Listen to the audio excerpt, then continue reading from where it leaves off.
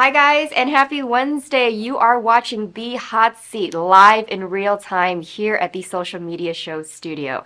I am your host, Priscilla, and every week we come here and we introduce you to some amazing people live and doing amazing things in the city of Las Vegas. We have a great lineup for you today, a little more than usual, but I know that you guys are loving every little episode that we are feeding to you every week. Our viewers are growing. We're getting a lot of submissions, which I will tell you how to submit at the end of the episode. So if you want to be considered to be on the show, you got to watch it all the way to the end to find out how you can be submitted.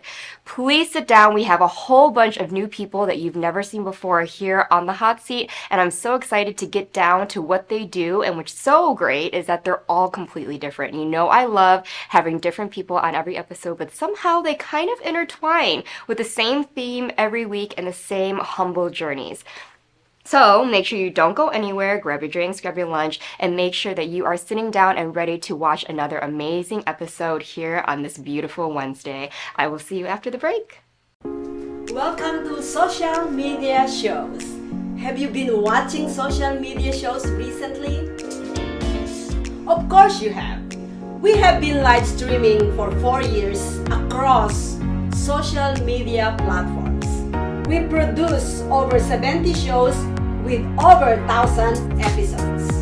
In the process, we've helped over 100 creators realize their dreams and start their own show. We give platforms to promote your business. If you are an artist, if you have an event, if you are entrepreneurs, or if you have a story. If you haven't done it yet, go ahead and subscribe and follow us on major social media platforms. And if you have a great idea of a show, join us. Social media shows can help you produce and live stream your own show. Let us help you make your dream become a reality.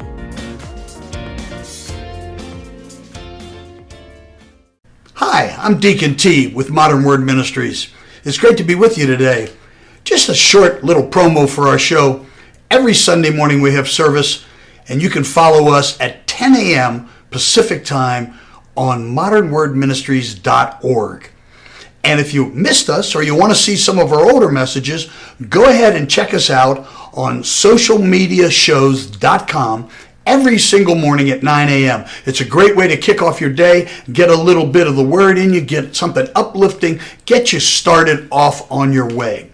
You know, if you're looking for prayer or you need some help, reach out to us. If you go to our website, again, that's modernwordministries.org, you can interact with me via telephone, via DM, text message, whatever you want. I'll get right back to you. So if you need prayer, you need help, you just need somebody to talk to, Modern Word Ministries is here for you. We are your church in the community. So until you see you next time, be blessed, everybody.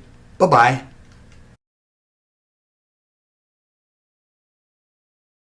Hi guys, and welcome back to the hot seat. We are live in real time here at the Social Media Show studio, and we are always bringing you some new and amazing people with great stories here on the hot seat to really question them and figure out what it is they do and why they do it. So our first guest, I actually had the pleasure of meeting last week at a comedy show. He is hailing here from the East Coast, and he is pretty new to comedy, but his talent shows otherwise. So everyone, please welcome Evan Connolly.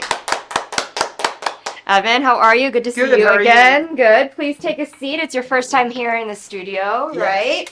So how are you doing today? It's a beautiful day in Las Vegas, right? Another day on the right side of the grass. Of course, of course. So we had the pleasure of meeting last week. If you guys remember that we had a comedian on the show before named Lex Las Vegas. I actually went to his 2-year anniversary comedy show, and I had the pleasure of meeting Evan there. So, Evan, we had, guys to know each other a little bit at the bar.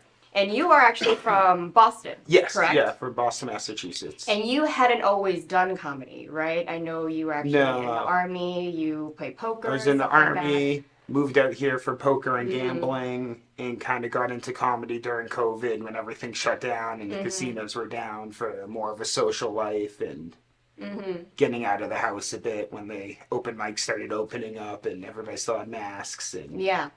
So it's pretty new for you to be doing Yeah, yeah. comedy, right? Yeah, I tried it a bit in Boston when I first got out of the Army. I took a class at the Improv Boston in Cambridge. But I only probably did it like 8 times in like 5 years. And then really got into it out in Vegas. So what made you get into that in Boston? Just coming out of the Army? Was that something part of your childhood that kind of inspired you? What's the story? Always kind of into it and wanted a way to try to meet people and didn't want to go to college. Because I thought bar tabs at open mics would be cheaper than tuition. Or going to college if I wasn't that into college or Right. that. So just a way to get out, meet people, find a life outside of high school or the Army kind of knew. And that's pretty brave of you because being a stand-up comic, you have to be in front of people and you have to kind of work the audience and get them to laugh, basically, right? So that's pretty much going 0 to 100. You're not just socializing, but you're also grabbing the mic and you want to be in front of the people as well. It's an ultimate icebreaker because then people already feel like they know you from seeing you on stage versus just going to a bar and saying, oh, I'm going to try to meet friends. And then you just sit at the bar nursing a glass of whiskey all night. You know, I mean, it's a way that gets you out in front of people and people feel more confident. Like, I didn't know anybody moving out here. And now I'm very fortunate to have a lot of friends that I all met through comedy for the most part. So when you're a professional poker player, so that's what brought you out here. How long have you been doing that for? And when did that opportunity arise to kind of look at Las Vegas as a home? Honestly, I always wanted to move to Vegas. Okay. There was something about the smoke and mirrors of Vegas I kind of liked. And I always thought every place was as expensive as Massachusetts. So I was like trying to save money and thought it would be like super expensive because you're from Chicago, right? Yes. So Chicago probably is a similar high. It's expensive to live in the city and stuff. So I thought every apartment everywhere was like $2,300 and very expensive. And then I looked it up one day and realized that Vegas, and this was right before COVID, so it was cheap to live here. And I was like, oh crap, I can move out now. I didn't realize how much cheaper it was to live here versus Massachusetts or other places. Yeah, and you found that through actually already being an avid poker player, Yeah, right? yeah, and the casinos are out here. I'd always want to live near a casino. And so do you still compete? And Yeah, I still play poker a lot. I was at the Bellagio yesterday hanging out for a while, and I like the casino vibe, and I like to... It's cool in Vegas because it's like the only city you can like mosey down to the casino. Right, You know, because right. there's like you're never far from one. So if you're ever bored or you want to kill time, I'll go to the sports book or something. Like it's pretty accessible around here. Oh, yeah. There's a ton. Yeah, so when you, out of COVID, like everything closed, obviously, all the casinos closed. First time the strips ever had to like chain their doors. Yeah. Right? And so you just kind of went back to comedy. Was there something about it that you still held on to that you're like, I really just have this love to go back into it? Apart from COVID, obviously. And Yeah. the fact that you couldn't gamble. It was definitely something I always wanted to do. But I feel like you need the time to do it. Because to really get good at comedy, you have to go to open mics every night. Multiple ones a night. And you can't really have too many other friends. So it's kind of the perfect timing. Because in Boston, I had a lot more friends that it's like... When I was younger, it was more important to be funny to my friends or be funny to girls at bars than meet a whole new group of friends and... dedicate to stand-up versus out here where I didn't know anybody. It's like, oh, okay, now I could actually go to open mics every night. I could turn that into my life because it kind of needs the full attention, you know what I mean? You can't... So do you say that you've made it really another full-time job currently? Are you doing open mics a lot? I do a lot of open mics because now it's part of my life that if I don't have anything to do and there's an open mic going on, I'm going to go do it. But I am lucky that I get to do a lot of actual shows and stuff too. And that puts a little beans in my jeans, a few cash. But I'd say it's like a part-time job for doing it. Like I'm going on the road this weekend to Arizona with a friend and that will be a fun show. Or I do Kimmel's a couple times a month and those are fun shows. But if it was by where you are the most, like I still go to 2 or 3 open mics a night, and that's just because there's so many of them. There's one tonight. Are you going to be there tonight? I have tonight I'm doing the open mic at Wise Guys, in the Arts District. They do an Okay. open mic every Tuesday, Wednesday. Then I have a show in Henderson at the Penalty Box Okay. over in Henderson. And then I was going to probably go to Lex's open mic thing Yeah, after. I was So gonna like, just go hang out. So. tonight's like another 3 shows tonight, just driving around, and I'll probably collectively get around 20 minutes of stage time. Yeah. Between the Wise Guys are shorter, they're like 3 Right, minutes. yeah. The Henderson's a book show, so there's only 6 of us, so it's Mm-hmm. probably more like 10 minutes. And then whatever Lex's chaos We're more is. like a hangout, but it's pretty fun though. You know, you're Yeah, I'm meeting a lot of hoping- people. yeah, and it's a, yeah, it's a I pretty was- cool bar. I was a bit of a Yeah. boozy Susie last week, and I was so. But it was more of a party vibe. With Yeah, the I think we 2nd all were. anniversary. We all Yeah, were. yeah. And it was pretty fun though, and I feel like It- it's a great hangout time, meet people. Yeah, yeah, it's always a great Open hang. mic, yeah. It's funny that there's open mics where it's like everyone's really trying to be better. And then there's open mics that it's like you're hanging out at a bar with your friends, and then your friend disappears for 5 minutes. Yeah. And nobody even listens to them do it. And it's like on Tuesdays, there's 3 open mics. And it starts at Wise Guys. Do you know the Arts District? I well? do. Yes. So then, like Wise Guys, you go down to Mm-hmm. Artifice, and then there's Champagne's on Maryland Yeah. Parkway. And by the time everybody gets to Champagne's at midnight, everyone's so drunk. It's like it's a mess. Nobody's listening. Nobody's Right. Right. Yeah, it's kind of funny seeing the progression. Yeah, Of it's a good the- time though. of It's the part of night. the environment. You know, a lot of comedy Yeah. shows do happen at lounges. They happen at bars. Even Not a lot of comedians- libraries. Yeah, and comedians open their own. There's always going to be a bar there that's kind of like that relaxed night out. type Yeah, of yeah, it vibe. kind of has to be surrounded by Mm-hmm. booze and having fun, Yeah. and it's always a cool hang. So, what comedians do you look up to that you would like to be inspired by their work? Well, who are they? Like Stephen Wright. I don't know if you've ever heard of him. Mitch Hedberg. I like a lot of the one-liner guys. Okay. Which are some of the older guys, but I like more of the jokey jokes than the stories and the long. Okay, yeah. So, would you say that you've modeled your work based on kind of like a one-liner type? Yeah, yeah, comedy? one-liner, deadpan, Mm-hmm. very dry. I like that kind of. Yeah. So what's one joke that you've realized? Because obviously everyone knows live audiences, depending on the city you're in, depending on the area of the city that you're in, some things work and some don't. Is there one general one that you feel like is your go-to? Let's say it's so dry, but you know that no matter what the crowd is, this is the one that's going to get them at least to giggle a little bit. Okay, that's clean. Well, It I don't does- know why I always say that because I am pretty clean. I don't really. Yeah, sweat. you don't So really it's kind of smell that much, weird. yeah. Well, when I was driving over here today, somebody flipped me off because there was a lot of traffic going on. Someone gave me the finger. I never get road rage because I'm a happy drunk. And then that one's usually pretty. Yeah. Takes a second, and then I have like 7 other drinking jokes and DUI jokes. And then after I beat a dead horse for 3 minutes, I move on and then start on a new horse. Yeah. But my Instagram name's Stairway to Evan, Okay. and that's usually my Everyone's opener. Stairway to Evan, that's how I like to start. Right, right. And that hasn't gotten me a ton of followers, but every time it does, I'm like, ah. Maybe after the show, it can get Yes, more. yes, yes. You can't forget that. Stairway to Evan. So far, I opened for Pauly Shore.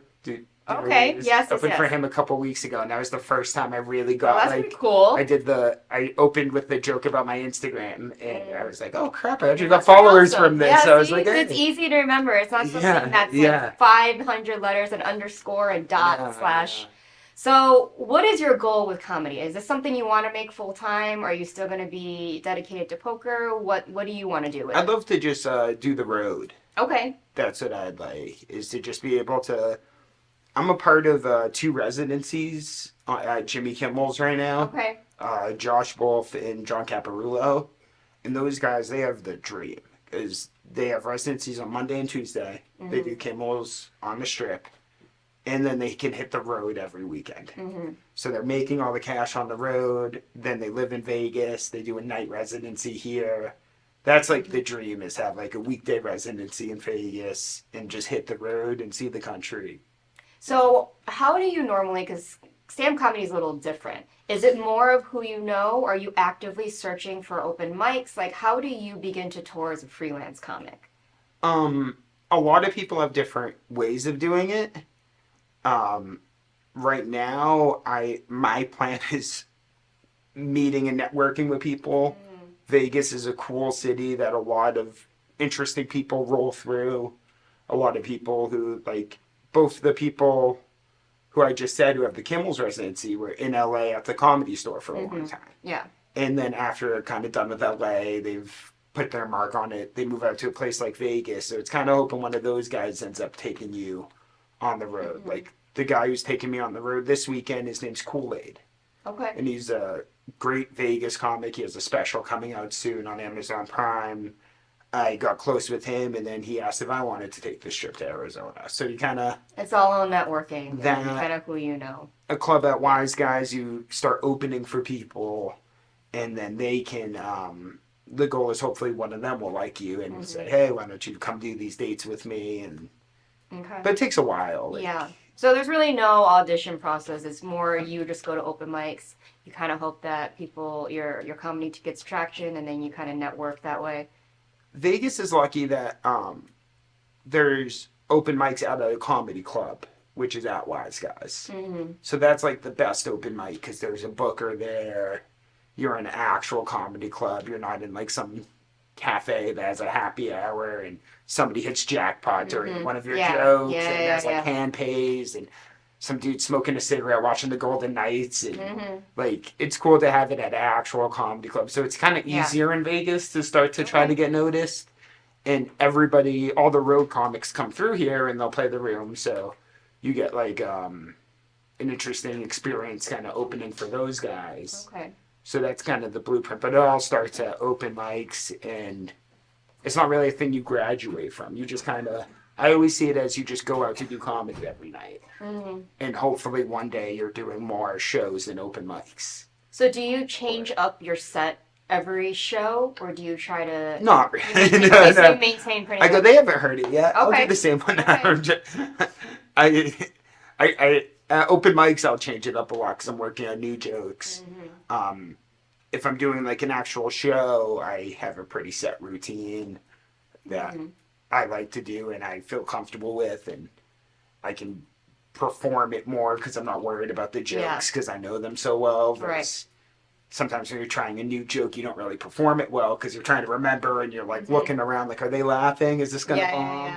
Where it's the jokes you kind of know, you can really start performing and add the extra. Like, I know you said you're a actress, right? Yes. So then that's like a whole nother thing with comedy is you're writing the jokes and then it's different trying to learn how to actually perform them. Right. Because I know when I started, it was a lot of standing still. Yeah, you a have to lot be a of performer monotone. at the same time. Yeah. It was very monotone and not moving. So I like doing the same act so I can try to focus on having energy, especially if it's like a paid show where it's like these people deserve something that's... If people are paying tickets and it's on the strip, you need to give them value. Right, You know what I mean? right. This is the time to try a new joke and you need to put in the miles at open mics for it. And once you feel comfortable, maybe throw it in there. But So for you, what would you say makes a great comic in your eyes as a comedian yourself? Like, what really makes a great comic? being bald. Okay. No, I'm kidding. I'm joking. Hey, I mean, you got Dave There's Chappelle, there's a lot of them. Burr, Joe Rogan, Listen, Joe Coy, you got a few of them that are, you might be onto something with that. Makes a... I don't know, I just like people that are dedicated to it. Okay. I like lifers, you know what I mean?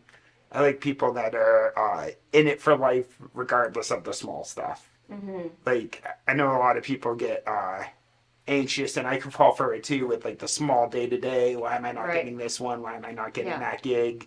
I don't know, I like people that just worry about the big picture and stuff brushes off, and no matter what, you're just going to go ahead and do it every night, so you don't really care. Right. You're not really looking for approval from people or anything.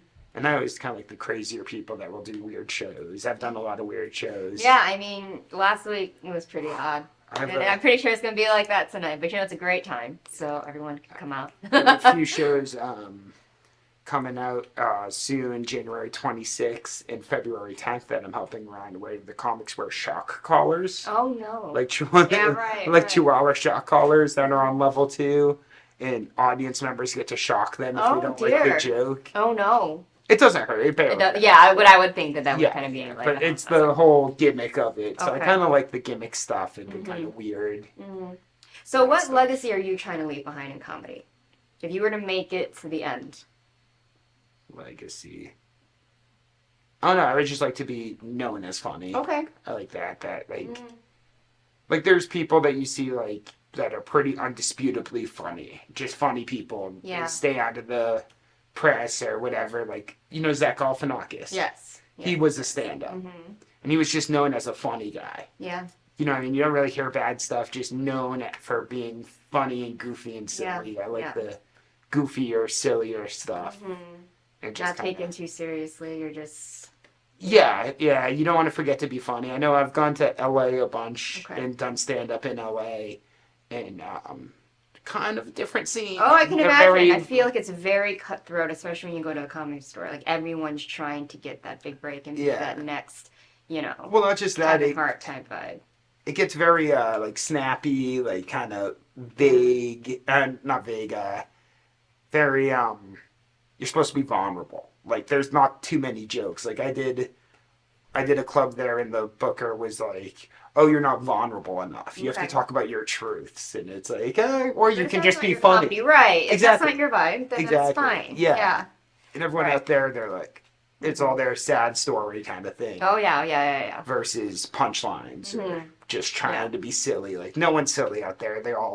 It's like deep political. Yeah, It's that's like, okay. a lot. Yeah, And it's cool, but you don't have to hate on people that. right. Because in order to stand out, you have to be kind of different. If that's not your thing, trying to make that work is really not your style, and that's not going to work out. And Yeah. I don't care if you don't know who I vote for after seeing me do stand up. Right. It's not has nothing to do with your performance. It's like what we talked about. It is a show, right? You Yeah. are performing. You're not there to kind of really Yeah, get into or to war really- there. It's And some people believe you have to have a message, and that's cool for them. But you also don't. You can also just be silly and just try to be goofy. But there's room for all of it. right. You know what I mean? So this final question that I always ask Yeah. all of my guests on here kind of sums up their whole story as a whole and who they are as a person. Is there a philosophy that you live by? Philosophy that I live by. Okay. This one I made up, so it might be kind of stupid. It's never stupid. When you're driving on the road, you don't look at other people's GPSs. Hey, just that's get not rid of stupid it. at all. I like that one. Plug it in, follow your... Right. Your Right. Yeah. Try to separate and not worry who gets what. And And where they're going. Right. We all have different destinations. it's easy you know? to fall into the how I've been wronged and Right. all the injustices. I always do. I'm Yeah, like, yeah. oh, all these people hate me. And it's like, maybe I'm being a bit dramatic. Maybe... Hey, I've been there too. It's You're not not evident- dramatic. yeah, That's your yeah. story, and that's what makes you you, right? That's the best is when you... Because so much stuff you think is like you're the only one going through. And then you talk to somebody else and you go, I'm an idiot. Everybody has those feelings. In their own way, you Yeah, know. yeah, but yeah, we've yeah. all been there sooner or later. And Yeah. honestly, though, that's what makes you better. The people that don't go through hard things, they lead their lives differently because it's easier for them, per se, Yeah. compared to when you feel like everything has gone wrong for you and you're waiting for that one silver lining. Sometimes it just takes longer than others. But you've built, a shield in order to be able to withstand. You get some resilience under your belt and Yeah. you start getting a bit thicker skinned. Yeah, and I stuff. love that for you. That was a great answer. It's very different, than what a lot of other people. But you are different than a lot of my other guests. Thank you. So please remind our audience where they can come see you tonight. Tonight at the Penalty Box in Henderson, Nevada. And then Shock Collar Comedy at Notoriety on January 26th. And every Monday at Jimmy Kimmel's. But sometimes I don't do stand-up. I take off my shirt and dance in the background. Oh It's dear. Okay, maybe a I'll see different that story. tonight at Hana's. Yeah. So if you want to come out, there's going to be a little fun open mic plus socializing at Han Izakaya on Decatur. And that Yep. starts at 10 Yeah. p.m. So if you guys are willing to come out, it's always nice to mingle. I don't do comedy at all. I was just there Yeah. to support. And then I ended up meeting people, and it was a pretty good time, you know? Nothing crazy. It's a bar, so it's not like you don't have to sit down and watch a show if you don't really want to. But so tell us your social media before we really go. Stairway to Evan Connolly. No, Stairway to Evan Comedy. I almost said my last name by accident. But it rolls off the tongue. It's almost Stairway to Evan. That's the important part. And are you on Facebook? Is this just Instagram? Is it I'm on TikTok? Facebook as Evan Connolly, and that's about it. Okay. I haven't gone to the TikTok yet. All right. Well, thank you so much, Evan. Thank It's been you. a pleasure Much to have you on the show. So you guys. No worries. So you guys don't I'm go sorry. anywhere. We're going to have our next guest coming on soon. So everyone, please give a round of applause for Evan. Hey, Evan. Please support him. Come out to the open mics. Come see shows. Come support our Vegas comics. You never know. They might be the next special up on Netflix. So yeah, look out for them. And when we come back, we're going to go into another area of entertainment. So don't go anywhere so you can see our next guest. Traditional TV is going away. Hollywood is starting to fade. People are demanding real stories from real people. Our voices are now being heard in our own way. Podcasts, Facebook, Twitter, YouTube, and TikTok Live are becoming the norm. Internet TV has now reached the highest demand in human history. Social media shows is now the new media of the century.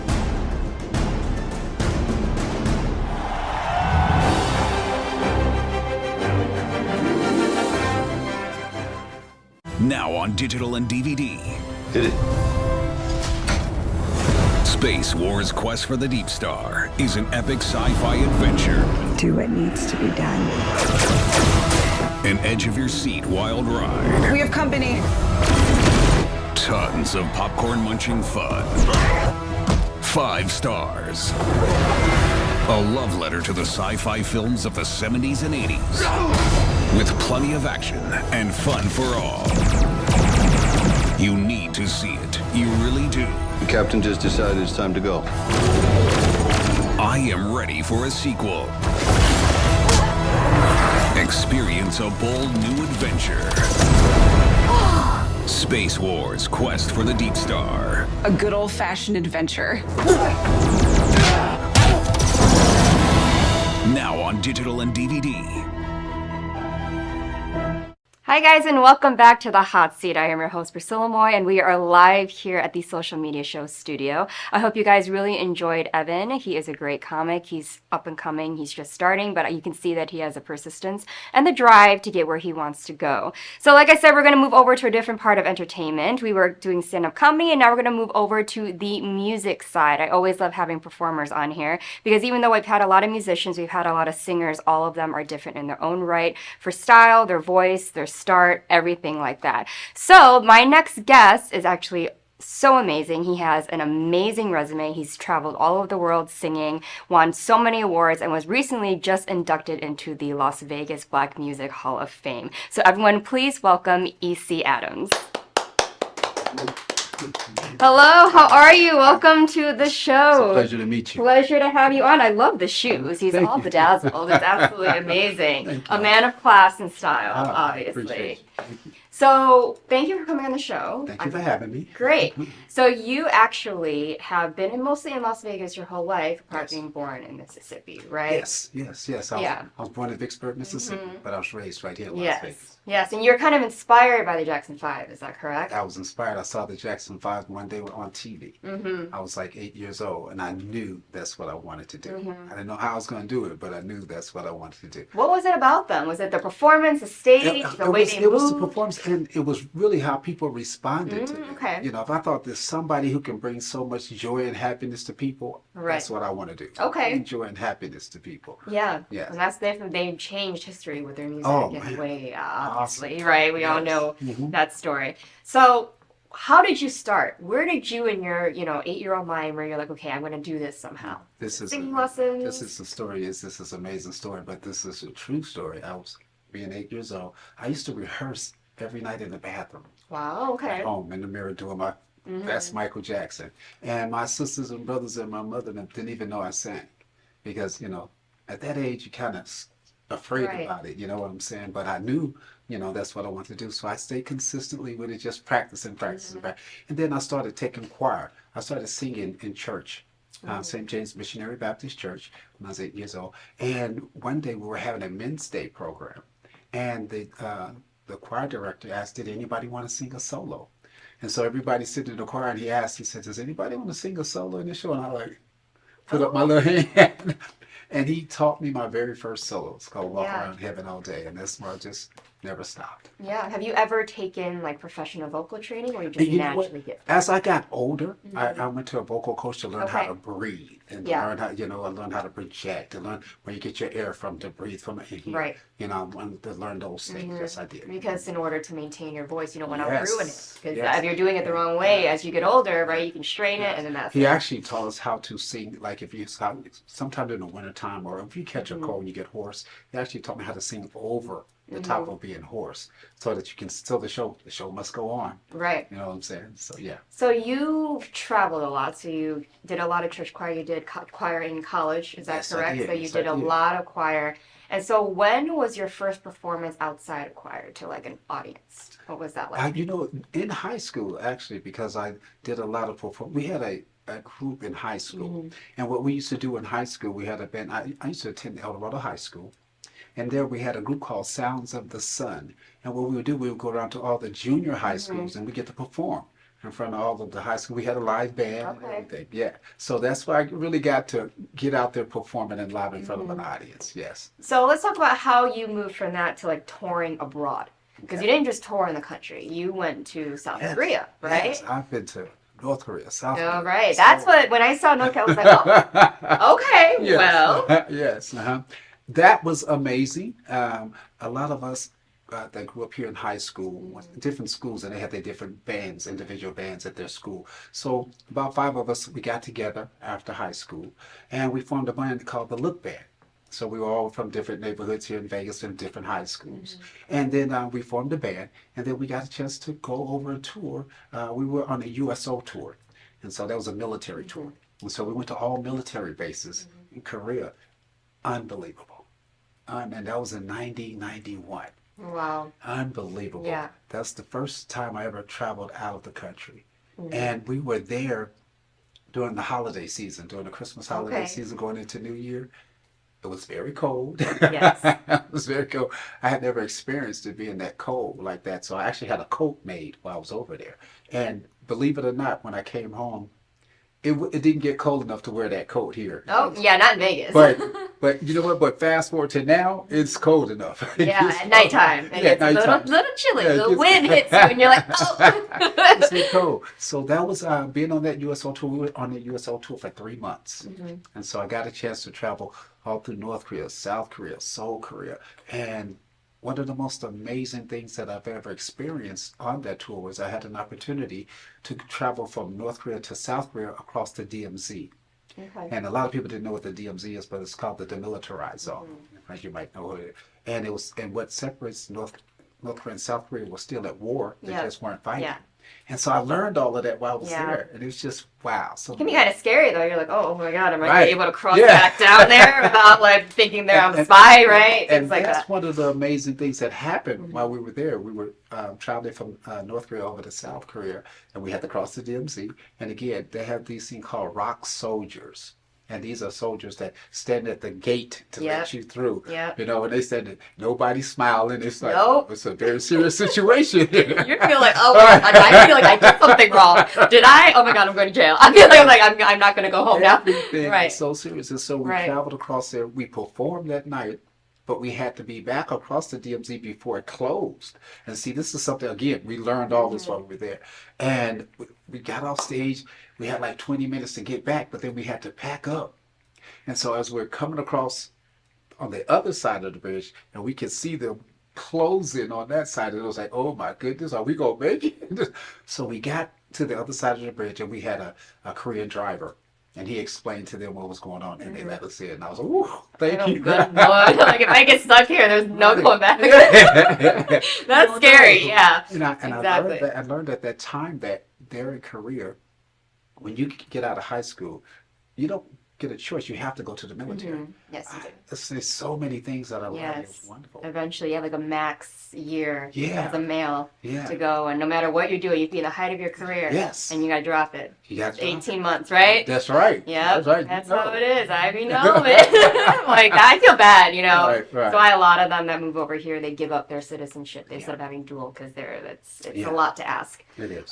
So with traveling around, how do you think that shaped you as a performer instead of just staying in Vegas, which a lot of people do? Well, the beautiful thing about it is, well, the one thing about it, because I've performed at just about every hotel on the Las Vegas Strip, but when you get an opportunity to travel outside of the country, you get to see how it is in different places all over the world. And believe it or not, they appreciate you more out of the country. It's amazing. They actually thought I was Michael Jackson getting off the plane one time.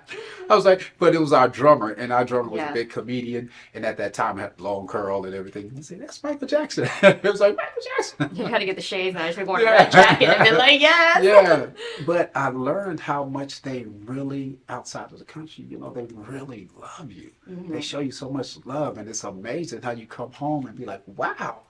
It's a difference, you know, it's a difference. But the beautiful thing about it is music is universal. And that's what I love about music, because you don't even have to speak English and you can understand. Oh, yeah. I've met people, one time I was on a Motown tour, and even though they didn't speak English, they knew the songs. And they sing along, and you can see the joy and the happiness that it brings to Right, people. or that they'll know like the tune, you'll see them Yeah. dancing along to the beat, and you're like, okay, okay. we're here, we're communicating. Right. And so Right. that's why I tell people all the time, music is universal. And it's so, it brings different people from different genres together. Yeah, That's what I love about it. yeah. So I'm sure that you kind of garnered a lot of different stage presence and confidence going to places where you're just like, oh my God, wait a minute, like I'm doing something right. They're loving me. They actually cheering for me. Right. Yes. So you're really known as your charismatic stage presence. You know, I've seen some of your performances online, and you're up there. You're center stage. You got all this energy. And where does that really derive from? Is it your love for the stage, or do you feed mostly off the audience, or do you kind of have this wall? Do you feel? Well, the thing for me is I actually love, let me make sure I express that enough. I love what I do. Anytime you can step on stage, because you never know what people are going through. You never know what somebody can be not feeling with. Somebody, you know, just had lost their job. You never know what somebody's going through. And just to be able to bring joy to people, and you see it on their faces. Energy is infectious. You know, I love what I do. Before I hit the stage, I'm already on 500. I'm like, wow. I'm like a caged up animal. Let's go. And then when I hear that live, it's nothing like live entertainment. And so when you hear that music live, I don't know how people can sit still, because I can't. And I'm on stage and I can't sit still. But that's just the fire that I have burning in me ever since I was a child. That wanting to do this and wanting to succeed at doing this, wanting to make a living at doing this. You know, sometimes I thank God. I talk to God all day, every day. So I have to thank him, because I mean, like, God, you actually let me do what I love to do, sing, dance, and entertain, and see the world while I'm doing it. And meet tons of people. Yeah, meet people from, you know, a wise man told me one time, he said, you see, your name will travel to places that your feet will never go. And at the time when he told me that, I didn't really understand it. He said, just remember, I told you that this was forever ago. Fast forward, I used to perform on Royal Caribbean cruise ship. I did that for about 10 years in their showroom. And when you're on a cruise line, on a cruise ship, you meet people from all over the world. Some places I never even heard of. It's like, wow, I never heard of that. You know, where they're from. And so we perform in their showroom, and people, you know, we get introduced to people, scream and holler for you and clap and want to shake your hand and take pictures with you, want you to sign autographs. And so I'm experiencing this, and I'm signing autographs one night, and there was a group of ladies saying, oh, can we take a picture with you? And I can't remember what country they were from. And they say, I took a picture with them. I was like, you know, sure, no problem. This, that, and other. Take a picture. And they said, we will take this and tell people about you in our country. And so it hit me like a ton of bricks at that time, what he told me. They would take my name to their country and tell people about, and I've never been there. So my name would travel to places that my feet would never go. Incredible. I know. Isn't that incredible? It's So absolutely. this has been one of the most amazing things that has ever, me doing music. I also, along my music journey, like right now today, I go to senior citizen facilities, and I get a chance to sit down with the seniors.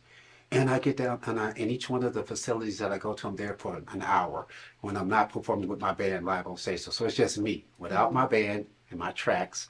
And I sit down with just a room full of seniors, and I just get to sing to them. And I go like classics like Sinatra, Johnny Mathis, Jackie Wilson, classic stuff. And they absolutely love you. And it's so heartfelt. It's almost like you try to hold back the tears because they come up to you and they just don't want you to leave. And they thank you because they really appreciate you, number one, for coming. Right. And then spending this time with them and then singing all those classic songs that they remember growing up on. So I love what I do. Yeah, I'm sure they look forward to that. Oh. They have a routine. And then those that are there might battle things like dementia and Yes. Alzheimer's. So that might be a core memory. Yeah, that they might remember the long past. Well, sometimes the short-term memory doesn't really. There was a gentleman, one facility that I was at, he had to be close to 90 years old. And he's sitting there and he's just rocking back and forth. That is what he And you know what I'm remembers, saying? too. Right. And they remember. And so next thing I know, he had tears in his eyes. And I was like, oh my goodness. So I was doing Sinatra. And so the activities director came to me after the show. She said, he would love to meet you. Is that okay with you? I said, sure. So we had just came out of COVID. So that's why she wanted to make sure it was okay with me. I said, sure. So I go over to meet him. And he has tears in his eyes. He said, young man, he said, because I did My Way by Sinatra, he said, I have to tell you, Frank Sinatra and I were very close friends. Oh, wow. And he said, if I hadn't have been looking at you, I would have thought Frank was here. Right. Now he's crying. Now I'm trying to keep myself together. Well, that's amazing, though. Yeah. And you can sit and learn their stories. Yes. You can learn a lot from people, You really can. just by listening Yes. to them. And so, do you also write music? Or I do. Okay. I do. I'm a songwriter. I have 2 CDs out. My first original CD came out in 2016. And I'm working on my new project now. Okay. So, would you say your genre is Motown? No, actually, you know what? I just Ballad. love my genre is just old school music. Okay. And I love old school R&B. I love old school rock and roll. I love old classics. I love Motown, of course. And so I just love old school music. So, where does your inspiration stem from when it comes to lyrics and stuff like You that? know, my life experiences. Yeah, a lot of things that you go through in life, and it's amazing how you can just sit back and like, wow, I actually experienced this and write about it. Yes. So you've been here, which is interesting. Very rarely do I get a performer that's been in Vegas the duration of their career. How have you seen live music and entertainment change, and where do you think that's heading? Well, it's amazing to me. I used to perform on the Las Vegas Strip. We had almost, if you want to call it a residency, we were there like 5 nights a week out at the Paris Hotel. And it's changed from that now. Just since COVID happened, it's very rarely that we're out there like that. So that's why you see a lot of artists today here in Vegas work in different groups because you can't get consistent work just in one group. And so that's the thing that's changed the most because we used to consistently work. And now it's broken up till you have some dates here and you might be another date 2 months down the road there. So you have to do different things. So I actually, I do my own solo show, which I have an upcoming show. I'm doing a tribute to Michael Jackson and Prince. And it's a dinner show at the Italian American Club on March 3rd, and you are cordially invited. Ooh, okay, I love Yeah. Michael Jackson Oh, and yeah. Prince. Yes. And I'll be with my live band, and it's a 90-minute fire show, okay? It's a running, but I also perform with one of my friends. He does a tribute to Earth, Wind, and Fire. Oh, okay, love So, that. and so I sit in with him and perform with him. And then another friend who does a Motown show. And then I tour with him too. But again, it's because we don't just have one consistent, like if I was consistently 5 nights a week doing my own show, then I wouldn't have to do all Right. these others. But since we're not, that's the big change that Yeah. is now. So what about Vegas has made you stay here? I grew up here. Being that I was born down south in Vicksburg, Mississippi. My mom moved here when I was 3. I've been here all my life. Right. So it's home for me, but it's also being an entertainer, being in the middle of all this amazing entertainment. That So you comes in. love Vegas. You're like, this is my home, but I'm adore it. staying. You know, the Yeah. thing about it is I love to travel, but I always love to come home. Yeah. So that's me. There's something about the city that's nowhere like it in the world. Nowhere. It's like a fancy things that happen here that are Vegas. You go somewhere else and you forget that. Wait, I'm not in Vegas right now. I can't be doing all all that, right? You know, and the amazing thing about it is I've learned with all the different places that I've traveled to, people don't think people live in Vegas. They just, they can't see past the Las Vegas Strip. So they think, you guys actually live Yeah, in you, Vegas? you live on the strip. Like, no, it's one road. What do you mean? Where's everyone gonna go? Right. If there are people who actually, do. they actually think that. It's like, yeah, they got neighborhoods there. Yeah. The whole state of Nevada, what's happening? Right. It's amazing. You just like try not to be ignorant, but at the same time, you're like, Right. I mean, it's like a fantasy world. They forget it's a city. That's very true. It's like a fantasy. Weird, Because yeah. they come here and they visit, they stay on the Las Vegas Strip, and some of them tell me, man, when we come to Vegas, we don't even sleep. They just stay up, go from The hotel to rooms to hotel. put their stuff. All right. Change, Have in the bar. shower, and then they go back And out. so Yeah. they never think that Yeah. we have a neighborhood here, we live here, right? What? Really? Like on the side of the road? Like, what do you mean? So where do you want to end up? Because I highly doubt that this one is like it for you. Do you have any other goals that you want to push yourself further? my Where is the end goals- goal for you? I have my goals. I am focused and set and driven on winning the Best New Artist of the Year for Okay. a Grammy, Best New Artist of the Year for a Soul Train Award, Best New Artist of the Year for a BET Award. And I am focused. That's my ultimate goal, is to have a national hit record. Amazing. And that's not hard to achieve. Like you've already emasculated so much. So I mean, And I'm gonna tell you, those things are not far away, and I feel that in my heart. yes, You know what I'm saying? The Super Bowl is gonna be here for the first time right. ever. Usher is performing at the Super Bowl. I got a chance to go see Usher, and he's amazing. Don't get me wrong, he's amazing. But I said to myself, what's different from what Usher does and what I do? He has hit records and I don't. Right. That's the only difference. Yeah. I have a following. He has a larger following because he's a national recording artist, so people know him all over the world. But I'm coming. Right. I mean, you're close because you recently just won. You're now Yes. inducted into the Hall of Fame. Yes. And yes. that probably was an amazing achievement for Oh, you to like amazing. wrap your head around that you Amazing. Yeah. were inducted. Well, when I think about where I started from, I'd be like, look how far God has brought me.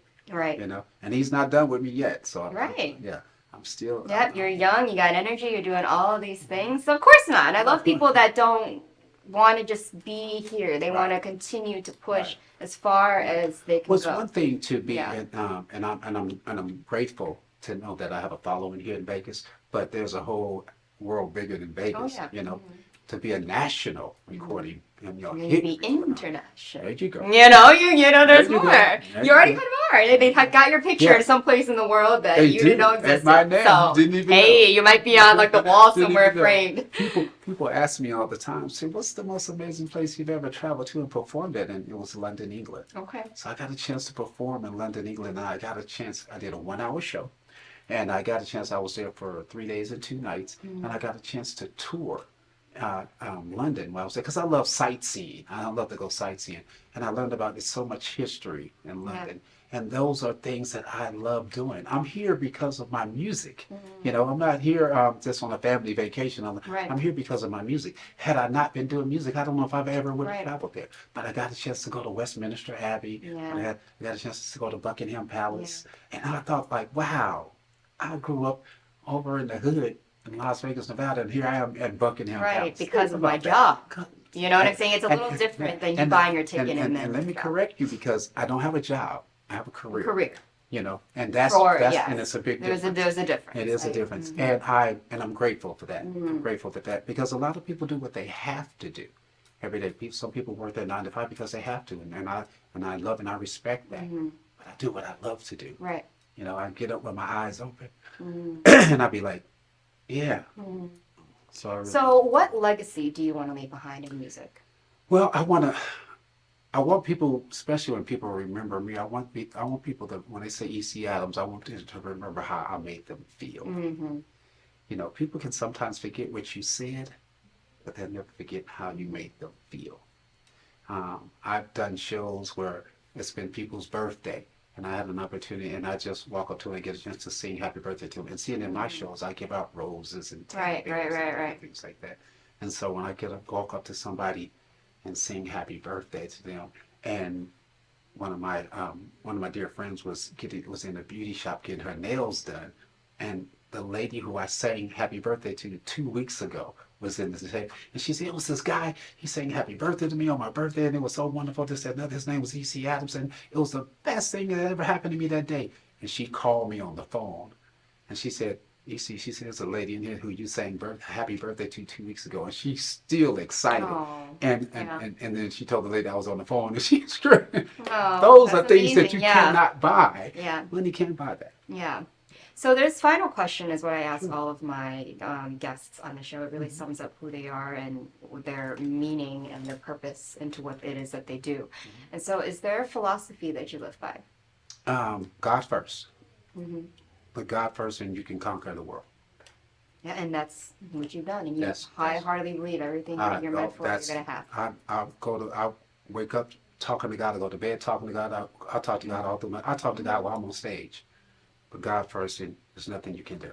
Yes. You can't do nothing. You can't do. Yes. Thank you so much for being on the show. Thank you so It's much been for an having me. amazing conversation with you. I've learned so much just by listening to you. So if you can tell the audience members your next upcoming show so they can come support, and also your social media handles to get in touch with you. Yes, I am E.C. Adams on Facebook and also on Instagram.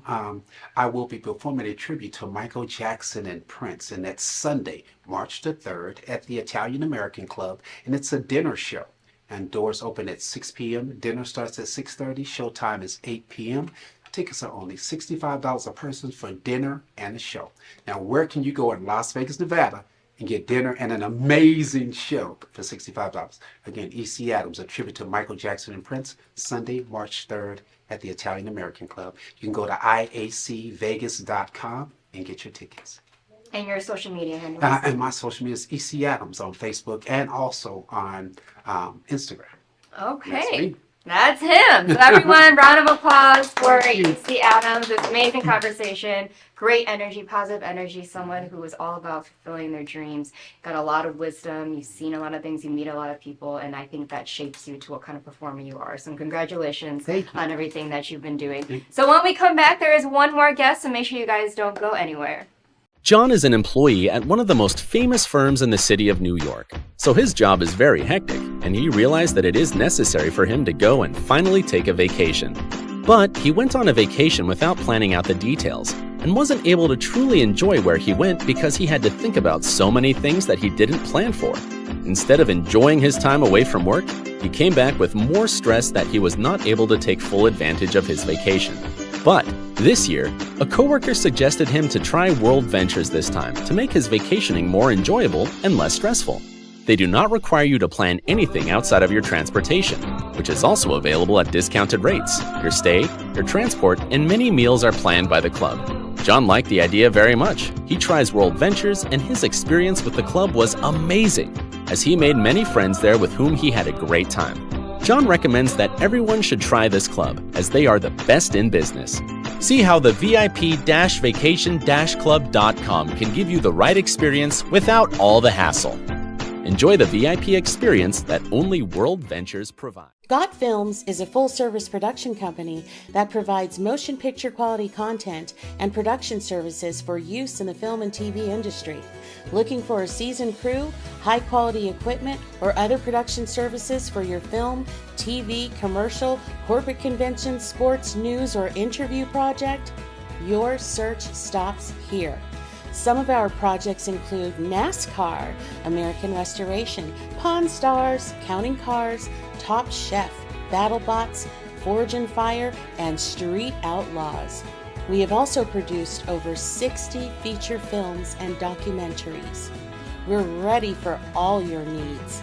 Whatever your project, whatever your budget, big or small, Got Films got you. GotFilms.com. Hi guys, and welcome back. I really hope that you loved EC's energy. I think he brings such a different vibe into the room wherever he is. He's got this charisma that not a lot of people have. So we're going to go on to our last guest. Now we are going to continue to stay in the music area of entertainment. Now she writes all her original songs. She's traveled so many places and plays the guitar. She's an amazing vocalist. So I want to please welcome Pamela Jean. Nice to meet Hi, you. nice to meet you. Thanks for Hi. having Of me. course. Please take a seat. Welcome to the hot seat. I know you are traveling from out of town, correct? Yes. So thank you for being here. Yeah, thank you guys for having me. So you hail from California, right? Is that where you were born and I'm raised? born and raised in Minnesota, actually. Okay. Yep. Okay. I know So- you've traveled a lot and experienced a lot living in different states, Yeah, right? I've lived in 6 different states. I lived in Vegas. I actually found out today was my 19-year anniversary of when I moved here the first Wow, time. okay. So, I'm born and raised in Minnesota. I spent 11 years in California. That's pretty much where my guitar and vocal show came together, was hosting open mics in Oceanside. So when did you really first want to become a musician, a vocalist? When I was like 4. Okay. But I had this terrible stage fright, and I was like in choir class. I had to go sing into a tape recorder in the back room because I didn't even want to sing in front of my choir teacher or the class. So it took me till I was 18 to sing in front of anybody. So what really inspired you to start picking up an instrument and pick up a microphone and start Well, singing? we took like 6 years of piano as kids. Okay. So I had everybody in my family is musical. Everybody's either played the piano, played a guitar, they sing. My parents still sing in a church choir. Like everyone in my family has some sort of musical background, either listening to like records with my grandparents, or my other grandma, she would sing and play organ. And so we started with piano, and then vocals was just something that I always wanted to do it. And I'd lip sync at every talent show. Like I would do Paula Abdul songs into a fake microphone. And when I was in elementary school, and I always wanted to sing, I just couldn't get over the fear of it until I was Right. older. Right. And so your genre of songwriting, I would say, is country. Country, yeah. Okay. Country, pop country, rock country, I guess. Yeah. So how did you go about being inspired by that type of music? I know a lot of your songs are written about your life, you know, a lot of experiences, and a lot of them are really strong, I would say, country ballads. I listened to some of your music. Thank you. It's really good. I know you also produce your music videos, right? I do. I co-produce them. Okay. So I have different producers that I work with, but I come to them with an entire storyboard, and I write out everything of what I would like to do and how we'd like to do it, and then we just kind of co-collaborate ideas from there.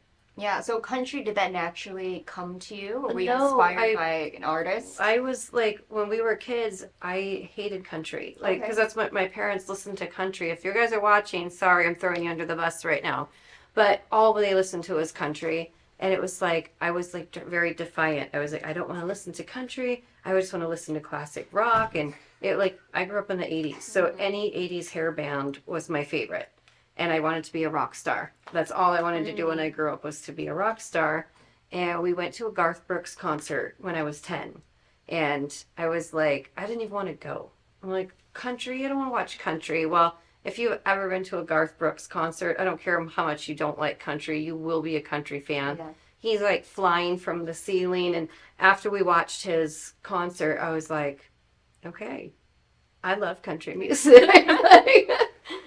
Yeah, and I mean, it comes naturally to you now. And that's what my voice sounds. Yeah, And my voice is very, I mean, I can rock things out. Right. But I don't have the power to keep going that hard with rock for more than a few songs per set, you know, so my voice just is naturally country. So as much as I'd love to do more rock, this is where, you know, my vocal range and power and everything is at. Yeah. And so I am going to bring up, I know on your website you had mentioned one of the songs that you had written. Yeah. And it actually was inspired by your best friend who ended up, unfortunately, passing. Yes. Correct? Yes. Was that your first single that you... That was one of the very first songs I ever wrote. I wrote that song when I was 22. It's called Falling. And I don't know if you saw the video for it or not yet. But yeah, it's a powerful song. It was when I was like in my early 20s, I was really bad into drugs. And I wrote the song when I was coming down off coke. And I was up all night long, and I wrote all these pages in a notebook and just wrote and wrote and wrote till the sun came up. And that song just happened to be in this, you know, huge, like, words of songs and stuff. And it just came out. Yeah. But then about 10 years later, yeah, my best childhood friend died of an accidental drug overdose. And it was very sad, and it was very, like, one of those very powerful moments in life to realize that, like, drugs are not fun. drugs are not just like, oh, let's go have a nice little party, because if you mix the wrong thing, you could just die instantly at any age. And I think back of all the things I used to do back in my 20s, and like, I'm just grateful to even be alive, honestly.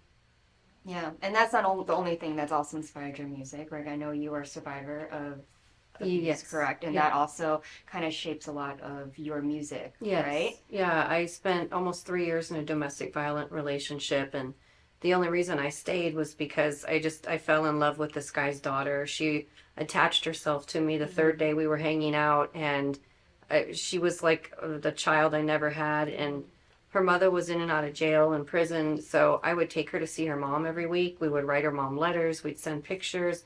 Like, I was there for this girl, and I wanted to stay there with her no matter what, but it got to the point where it's just so bad. I had turned crazy. Like, I was throwing things around my house. Like, when somebody pushes you around the house and puts you down enough times, you snap. Right. And to anybody watching this, I will tell you, you can be, I was like the most peaceful, burn sage, put spiders back outside, like just zenned out person on the planet. And it doesn't matter how zenned out you are. If you are in a relationship like that, you will get pushed to the brink of insanity, and you will do things that you'll never think you're going to do, to defend yourself and to stand up for things. And, got really scary, and I had to go. Yeah. So, I'm here for you. Thank you for being so Yeah. vulnerable with that Yeah, with me. of course. Is that something that you feel that you get a lot of people coming to you about now that you're really open about it, and with the music? I do, because how everything I do is kind of like, it's a pedal to the metal mission is what I call it. And it's been 6.5 years since I fled my abuser. I had already broke up with this guy. So this wasn't like I was trying to leave somebody. I already broke up. I was living on my own, renting a bedroom out, and I was still in this town so I could help raise my stepdaughter. I was still picking her up from school and helping her do homework, and she'd come over and I'd drop her back off with her dad. And I thought that, normal grown-ups do this all the time. So I thought this was going to be how it would be. And just one day I went to drop her off, and he said, "You'll never get to see her again unless you come back to me." And he's never allowed us to talk since. And in that time, when I fled, like, I was being stalked, I was being harassed, I was being bullied right out of this town. My dad called me. He says, "You need to leave town tonight." I said, "I have $40 left to my name." I says, "Where am I supposed to go with $40? He says, "Do not worry about a thing." He went and put like $2,300 in my bank account. The next day, he gave me his credit card number, told me to book a U-Haul. He says, "Start driving and make your life." He goes, "You got a U-Haul for 5 days. Go make your life somewhere new." And my dog and I just started driving and ended up in the Pacific Northwest. So it was called Pedal to the Metal, because you just leave and you never look back. And you can never look back. You have to block these people out of your life. You have to change your phone number, file a police report, and just go start somewhere new. And that's the only way to safely do it. And since then, I donate 10% of everything with my music and my tip jar to women's shelters. And while I'm in this area, I'm actually looking for a women's shelter. Maybe you guys can recommend one that I can donate to. But I've personally donated and raised over $5,000 in this time on this Pedal to the Metal mission to help other women and children get to safety. Well, So yeah, I talk about it at every show, and I talk about it, on every interview and at every show. And there's always one person that'll come up, "Hey, my daughter just got out of a relationship like that." And they give me a big hug, and they're like, "Thank you for advocating, and thank you for talking about this." And,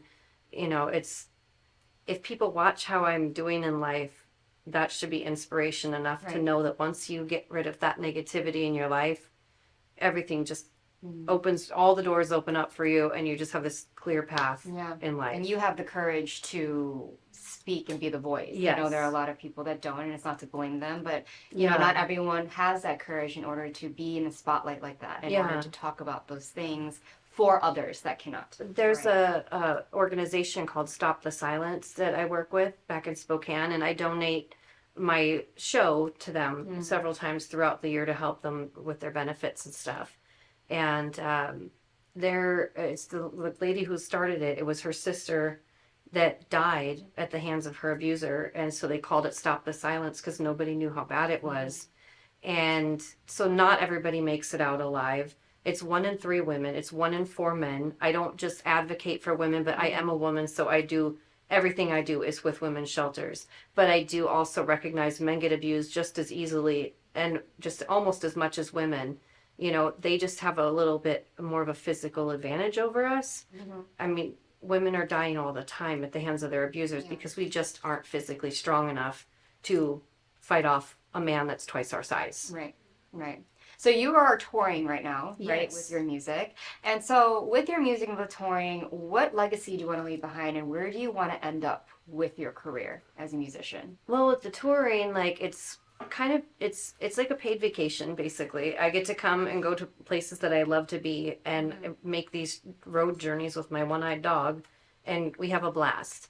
But in the course of this having a fun time and going and seeing all these places I love to be, I want the legacy to be that I was that person that maybe reached one person at a show that didn't have the courage to leave, that saw me, saw my life, saw what I'm doing and says, wow, like I could live my dreams too if I got out of this relationship. And I want the legacy to be attached to that I'm a domestic violence awareness survivor and a huge advocate for it, to let others know. I want to give people inspiration to understand that they can live their dream life and they can live in safety and they don't have to live in fear.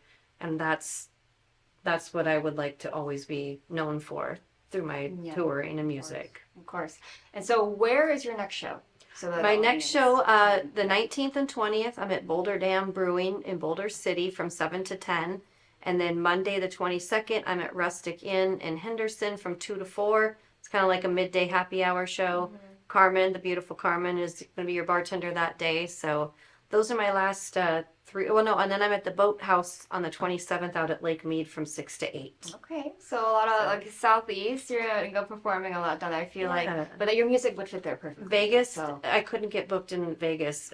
I tried. I've tried 3 different times, and nobody will. no. They don't want original music, and they don't want solo artists. Yeah. It's very hard to book Vegas. Yeah. So like They one want of these tribute. times, But I feel like where you're going really is a good demographic for you. it to is. be a house name down there Yes. at least. So every time you come to Vegas, you can still have some places that will welcome you in. Yeah, I played at the Dillinger and Vegas Valley Winery, and then Desert Sands RV Park so far, and just very welcoming crowds. They love the music. Yeah. You know, I do a lot. I do everything from Johnny Cash to Lady Gaga Yeah. for covers, and then about 45 minutes of my original music. That's amazing. So they get to sing along with songs they know, Yeah, and hear then some new hear some- stuff. Yeah. So this question I ask all of my guests, it Yeah. kind of sums up them as a whole, and I love hearing their answer because it really just describes them in like one sentence. Yeah. Everything that we just learned about you. So is there a philosophy that you live by? I've never been asked that question. I live your dreams. I've been posting a lot about it lately because I'm a huge dreamer, a huge daydreamer, and I just put a 10-step program on my Facebook page on how to live your dream life. Basically, one, you have to have a dream. You have to make sure you're not living someone else's dream. I think that gets a lot of people get caught up in living. They get together with a partner and say this partner wants to go live in California, but you want to live in New York. Right. Eventually you have to say, like, am I going to sacrifice my dream to live in New York because my partner wants to live in California? And then you have to just kind of, you know, you have to decide where your path is. Exactly. And I have been like strategically going on my path for quite some time now, and it's like when you go on your path and you're following your dreams, and you got to keep finding ways to make them work. And it's not easy. Like, I've been a self-employed artist for almost 1.5 years now, and it is challenging. Like, very while I'm here right now, I'm messaging all these venues back in Spokane, so I have money to go home to. Exactly. And then while I'm up there playing shows, I've been messaging Vegas so I could set up this little tour. Yeah. And, you know, it's It's a hustle. it's a total hustle. I mean, I'll lay in bed for 2 hours a morning, and people think I'm just lounging in bed. I'm like, No, you're no, working. I'm- Your emails, you're DMing, your research. some and stuff, people yeah. work from home. I work from bed because it's comfortable. Hey, you and know, as I'm long also- as you got you're present on there. I'm right? snuggled up with my dog, and I'm like, what place is going to hire me next? You know, Right, but that's good. A lot of people don't have that will and that courage and also Yeah. that maturity to do things for yourself instead of other people. it's you know? very you have to be very self-motivated Yes. to stay self-employed, and I have 3 small businesses. So I do photography, and I have a jewelry line that goes with my music, because at my shows I have my little merch table with my handmade jewelry up there. So if I'm not booking shows, like I always make sure my shows are booked first, because that's where the money comes in to pay my bills. And then at night, there's certain nights I'll sit down at the table from 5 until almost midnight making jewelry, and I like my eyes are falling shut, and I'm like, my boyfriend will look at me, he goes, honey, it's time for you to stop. And I'm like, just one more, I'm almost done with this necklace. And I'm sitting there with the pliers and these reading glasses on and a headlamp, and I'm like, okay, you can't see straight anymore. It's time to go to bed. So did you make what you're wearing? I noticed your guitar earrings. Not these. These those. were a Those gift are very from you. a friend of mine. Okay. Yes, I got these for my birthday from my friend Yeah, Sarah a it's couple very years you. ago. But I did make the fairy necklace. And the bracelet as well? And the bracelet, It goes along yeah. with So I it, do I do a lot of stuff with rocks and gems. Okay. So yeah, it's amazing. Is there anywhere I was people looking can at your purchase? necklace too. Oh, I yes, was it's like, almost, I was alley like, I of can the make stones. something. And for us glam girls out Yeah, there, you know? yeah. And the jewelry line is called Rockstar Jewelry. Okay. And it actually, I started it. I had a hysterectomy about a year and a half ago. That's how I became self-employed, because I had to take 6 weeks off to recover, and I was always been in the bartending or server industry, and they were like, "You're not going to be able to do anything physical for 6 weeks," and I was like, whatever. I thought the doctors and the surgeons were crazy, because I'm a very strong, motivated person. I figured I'd be hiking. I figured I'd be back to work. Yeah. Oh, no. Like, Right. I had stage 4 endometriosis that they found. So I had two major operations done at the same time. And my energy level skyrocketed. Like, I've been sleeping on average 10 to 12 hours a day for many years, and taking naps, and I couldn't figure out. I thought it was just because I'm in my 40s. I was like, well, I'm just old now, whatever. I guess I'm just tired all the time. Endometriosis is no joke, and it had my body weighted down so heavy that all I wanted to do was sleep. So after the surgery, I was waking up at like 7 in the morning. I had all day free. I had no job because I couldn't physically work, and I was like, how am I going to pay my bills? Like, I can't even pick up my guitar. So I had some rocks and some hemp string and some beads at my little cabin I was living in. And I just started wire wrapping some rocks from the river, and I was able to sit and make jewelry while I was recovering. And Rockstar Jewelry, my boyfriend Jeremiah actually came up with the name, because he goes, everybody wants their own little piece of being a rock star.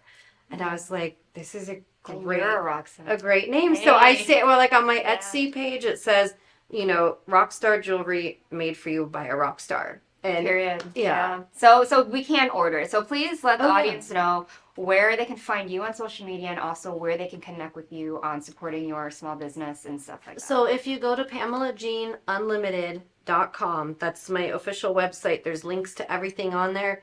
If you're looking for me on YouTube, TikTok, Instagram, or Facebook, Pamela Jean Unlimited. And then if you are looking for me on Etsy, it's Pamela Jean Unlimited on Etsy as well. And then if you want to find me on Spotify, just to download or put me in your playlist, Pamela Jean, Jean, and you can find everything there. Well, thank you so much for being so open and vulnerable with Thank me. you on so this much show. for having me. It's amazing. I'm so glad you made time for me. Yeah, I know you're thanks for traveling, making you're time working. for me too. So. But absolutely beautiful energy. I really wish you the best. I love Thank what you're you. doing, and I love how courageous you are with it. I know that's a lot that you go through, and I'm pretty sure that's something that'll never leave you. So Yeah. I'm really, really here to support you. And Thank you. I really hope we wish you the best with your career. Thank you so much. So everyone, Pamela Jean, everyone, round of applause. Please go support her small businesses and support her music. She is a one-of-a-kind, original, writes her own stuff, plays guitar, and you are going to perform for us? Yes, if there's time, yeah. Yes. So right after this small little break, so she can get set up, she'll perform one of her original songs for you guys. And get ready. Get your popcorn ready. And I did send you guys another music video for, yes. for today So too. we're going to see that as That well. one is Small Country Town, the one dealing with domestic violence. So great. Perfect.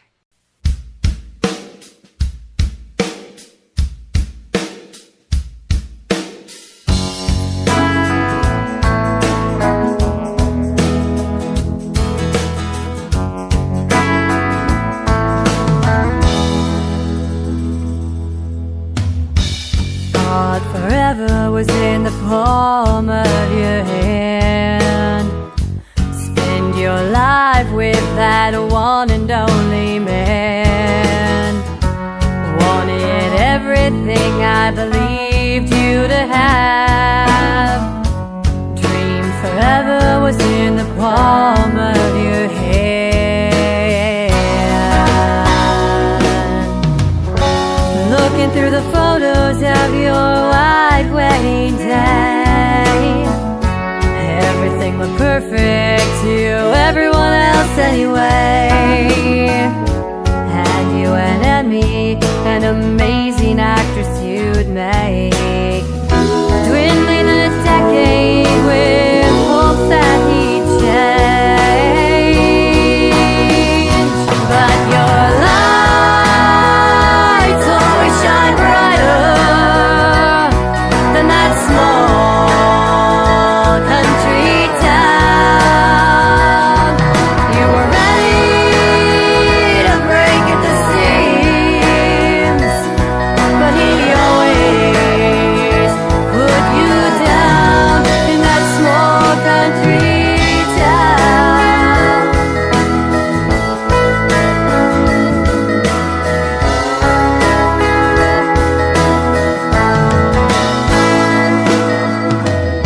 You followed him to the woods in your camouflage. I had fancy dinner, VIP at the Mirage. Thought you were happy, she doesn't need what I need. So different, but from the same genes. Yeah, your lights always shine brighter than that small country town. You were ready to break at the seams, but he always put you down in that small country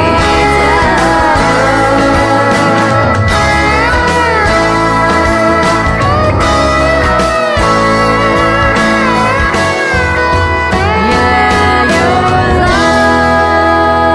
lights will always shine brighter than that small country town. You were ready to break at the seams, but he always put you down in that small country town. Yeah, that small country town. Small country town.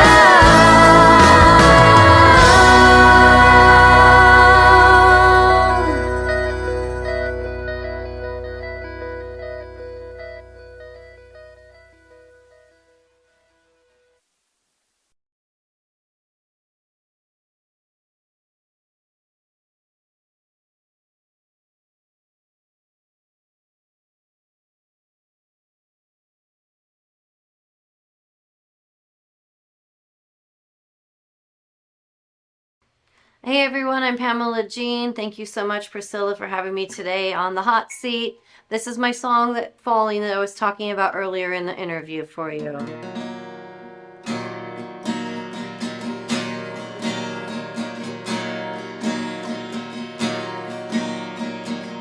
How am I supposed to sleep? I can't stop these voices inside me. Morning light is peeking in, I'm wondering where I'll be.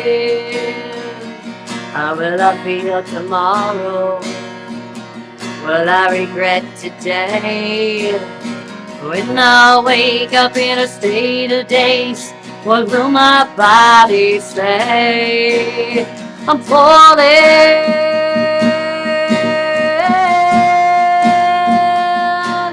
about to lose control.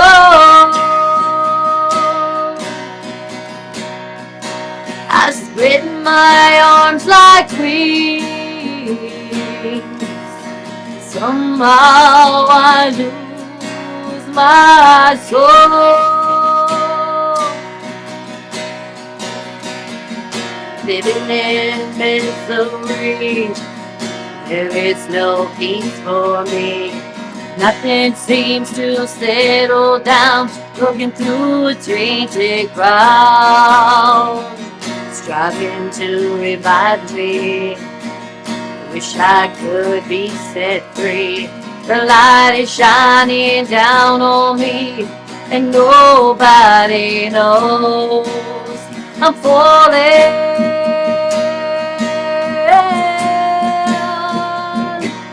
About to lose control.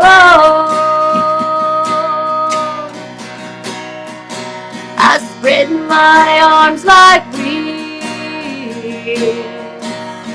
Somehow I lose my soul. I'm falling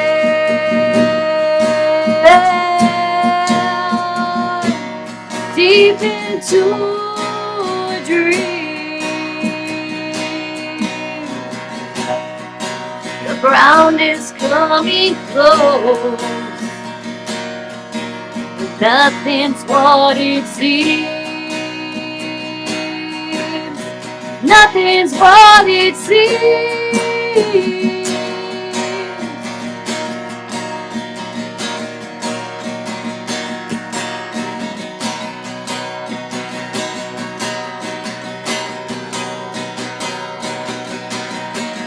I can't tame these endless riddles and rhymes, sitting here while I'm lost in time. But now I realize this isn't a game. I'm drowning here in my awakening, falling.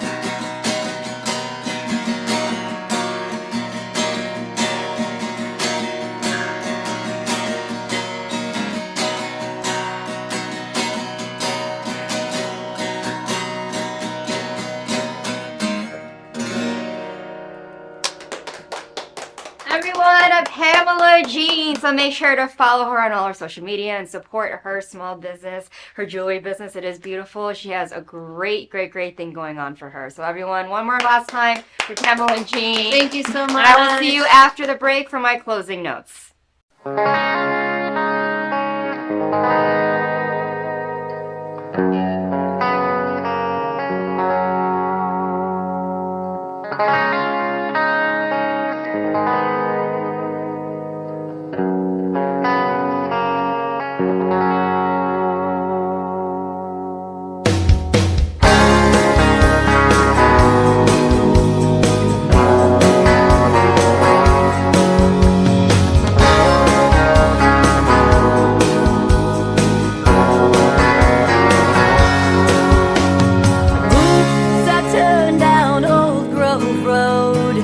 Past that place that I call home. Late at night you think of me again, telling me the front door's open. He told me he doesn't know himself or what he wants in anyone else. Those little words make me hit the brakes. My heart has had all it can take. I'm afraid, so I ran away. Afraid, so I ran away.